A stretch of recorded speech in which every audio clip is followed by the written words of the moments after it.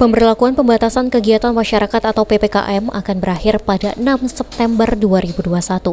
Seperti yang diketahui, sejumlah pemerintah pusat memutuskan perpanjangan masa pemberlakuan PPKM sejak 24 Agustus hingga 6 September 2021 di wilayah luar Jawa Bali. Salah satunya yakni di Kota Palembang.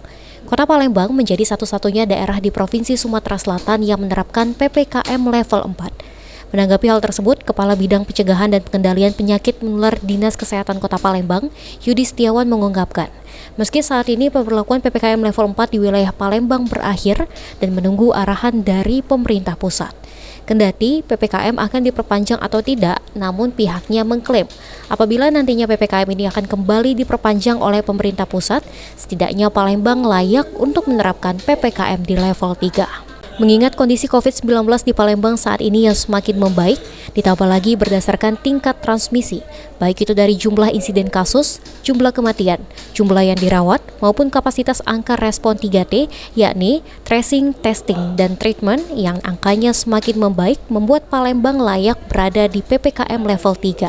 Hanya saja keputusan tersebut kembali pada arahan pemerintah pusat.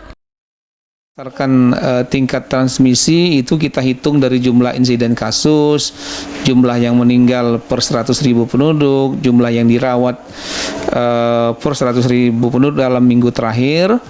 Lalu kita bandingkan juga dengan kapasitas respon. Jadi kapasitas respon itu kita melihat di 3T-nya, di tes, tracing, ataupun treatment. Nah, di tes itu angka positivity rate kita sudah sangat bagus, sekitar 6%. Lalu di tracing juga perbandingannya juga sudah sangat bagus sekali, di angka 4%, dan untuk treatment di bed occupancy ratio sudah di angka 17%.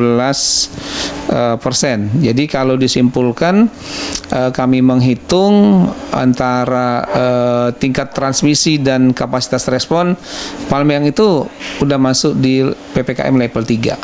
Tapi nanti keputusan akhirnya kita lihat dari pemerintah pusat. Oktal Farizi, PAL TV.